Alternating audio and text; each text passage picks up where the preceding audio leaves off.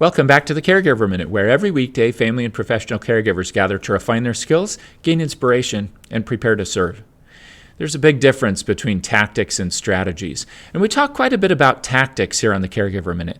Individual tools or techniques that by themselves are really helpful, but when we start blending them together and using them in a seamless way, then they start to become strategic, and they help us get even better results. Some of the tactics that we've talked about here include things like terminating the task trap. That's to say, don't go straight to the task.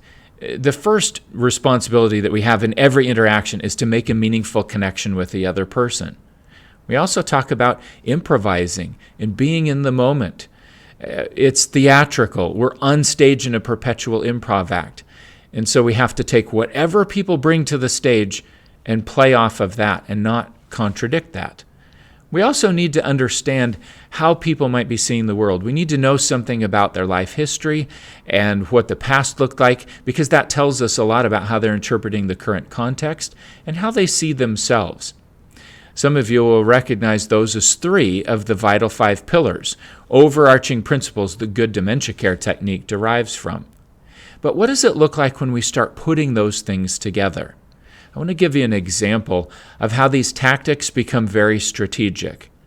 Years ago, I served a man in a memory care community I was running whose name was Carl. And Carl became very paranoid.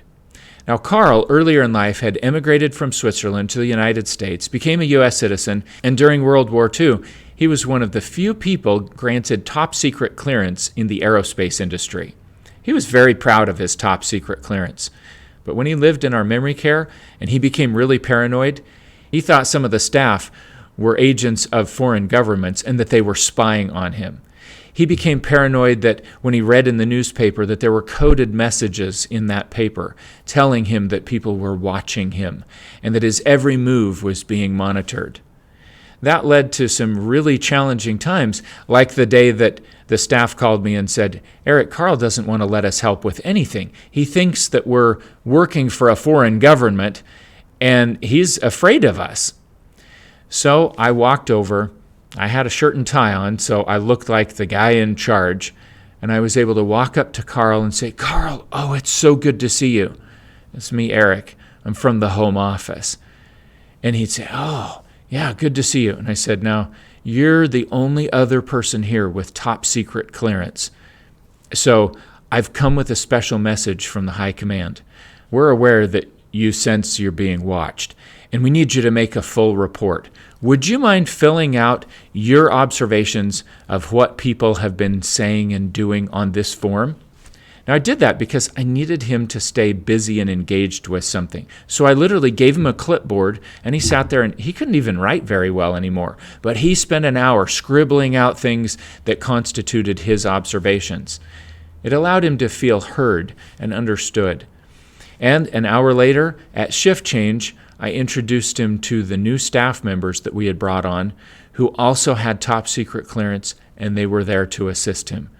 And he calmed down, and everything was fine at that point. He was able to go with it, and he accepted those people because they had top secret clearance. Notice how I took time to connect with him. I had a plausible reason why I was there, and I was able to talk his language. He liked it when other people acknowledged him for having top secret clearance, and it meant something to him that I had top secret clearance too. It meant something to him that I asked him to do something helpful by writing down his observations. And then when I was able to introduce the other staff, there was some theatricality to it. We were improvising. We were stepping on stage in that improv act and just going with how he was perceiving the world, based on his life history and experience and what was happening in the moment. So today, I invite you to consider how you might start blending some of the tactics that you learn about here on the Caregiver Minute and that you've learned through your own experience into seamless strategies that allow you to have really positive interactions with people, even when they're in tough situations like Carl was, experiencing paranoia and suspicion and distrust of the people that were around him.